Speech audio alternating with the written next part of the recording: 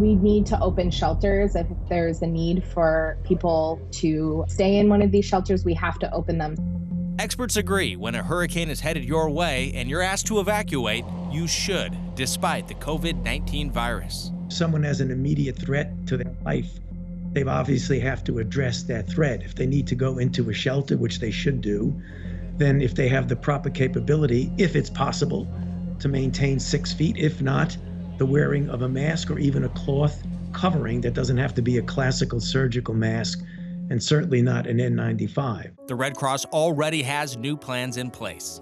We are providing some additional cleaning opportunities for the facilities. We're actually going to be screening folks as they come into the facilities, taking temperatures. Within the facilities, we're going to be placing our cots into areas where they can be spread apart a little bit further than in a traditional shelter. They're going to be placed head to toe and toe to head in some ways. And we're going to be doing our feeding even in a little bit different of a capacity to make sure we don't have folks lining up. The Red Cross says those with symptoms will be separated from the general population and medical staff will be on site. Here at FEMA, we do temperature checks. We get a wristband every day to make sure that we don't have any signs of COVID-19. We're probably going to have to apply those same kind of standards to sheltering during a hurricane. There may also be alternatives to shelters. A lot of people aren't going to have the resources because of all of the people that are out of work.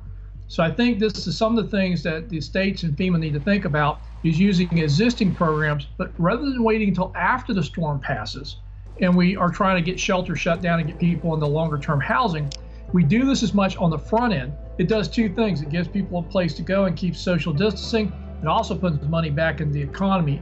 States and the Red Cross are considering using hotels and dormitories. The American Hotel and Lodging Association has Hospitality for Hope, an initiative to make hotel rooms available to first responders, healthcare workers, and others affected by COVID-19. Through this initiative, AHLA and the industry also expect to work with the Department of Health and Human Services and FEMA during the hurricane season. But in some cases, that might not be possible.